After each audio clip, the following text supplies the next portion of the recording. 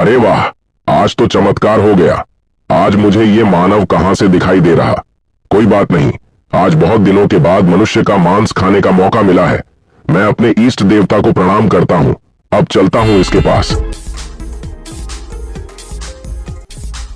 अरे ओ मनुष्य, मैं तुम्हारा मांस खाना चाहता हूं और तू मरने के लिए तैयार हो जाओ। मूर्ख शेर, तुम्हें नहीं पता कि मैं कौन हूं? मैं एक तपस्वी हूं और तू मुझे खाना चाहता है।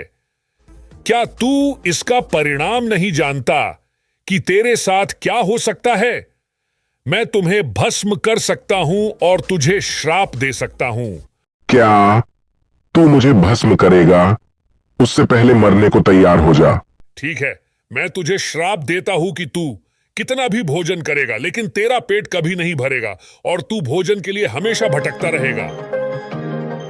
अरे, ये साधु कहां चला गया? कोई बात नहीं है, मैं भोजन के लिए कहीं और चलता हूं। बेटा, आज तो शेर खा का कुछ पता ही नहीं है, कहाँ चले गए हैं। लगता है आज बड़ा शिकार कर रहे हैं पिताश्री। आज तो मजा आएगा खाने में।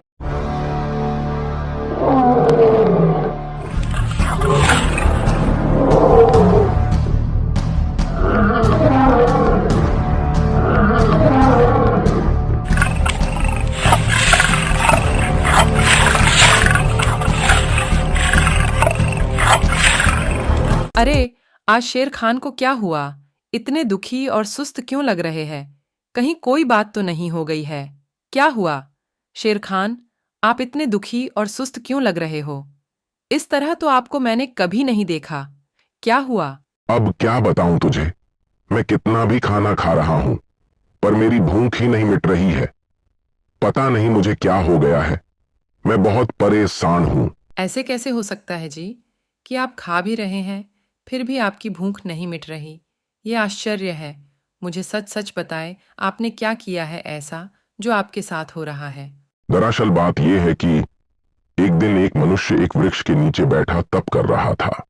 मैंने उसे खाने के लिए उस पर टूट पड़ा, लेकिन मुझे नहीं मालूम था कि वह एक ऋषि है।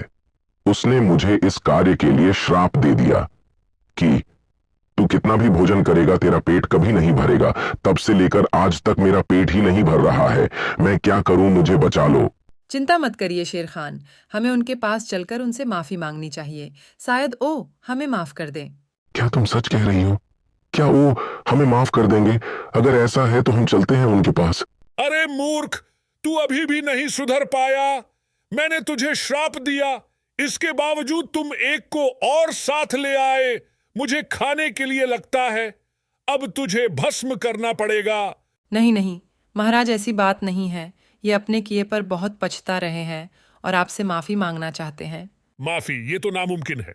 नहीं महाराज, ऐसा मत कहिए। इनकी तरफ से मैं माफी मांगना चाहती हूँ।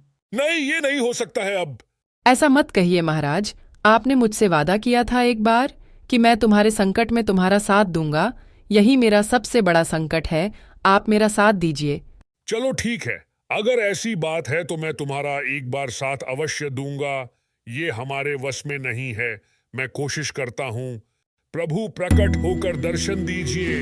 हे प्रभु, शंका का निदान करिए। इस दुष्ट को इसके कृताक के लिए मैंने इसे श्राप दिया था। ठीक है, मैं इसे श्राप से मुक्त कर दूंगा, लेकिन इसे कुछ अच्छे कार्य करने होंगे, तभी इसे श्राप से मुक्ति मिलेगी। ठीक है भगवान, मैं अब सारे अच्छे कार्य करूंगा।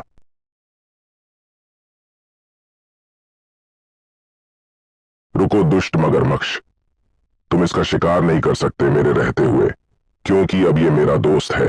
यही नहीं, जंगल के सारे जानवर मेरे दोस्त हैं। तुम किसी का शिकार नहीं कर सकते। ये क्या? ये तो जंगल के सबसे पुराने और बूढ़े शिकारी हैं लगता है। ये अब शिकार नहीं कर पा रहे हैं और भूखे मर रहे हैं। हमें इनकी सहायता करनी चाहिए और इनके लिए भोजन का प्रबंध करना चाहिए। चलो चलते हैं इनके भोजन का प्रबंध करने। अरे वाह, आज तो बिना मेहनत के ही शिकार मिल गया है। लगता है आज भगवान हम पर मेहरबान है। नहीं नहीं, हमें इसका शिकार नहीं करना चाहिए। ये तो अभी बच्चा लग रहा है, लेकिन यदि इसका शिकार मैंने नहीं किया तो मैं भूखा मर जाऊंगा। पर मैं करूं तो क्या करूं?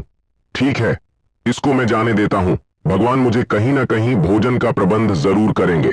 तभी भगवान प्रकट होते हैं और कहते, शेर खान, मैंने सब देख लिया है कि तुम अब सुधर गए हो, इसलिए मैं तुम्हें तुम्हारे श्राप से मुक्त करता हूं और आशा करता हूं कि तुम भविष्य में ऐसे ही बने रहोगे। धन्यवाद भगवान, मैं आपका आभारी हूँ और आप चिंता मत करिए भगवान, मैं हमेशा ऐसे ही सबकी रक्षा करूंगा। तथास्तु।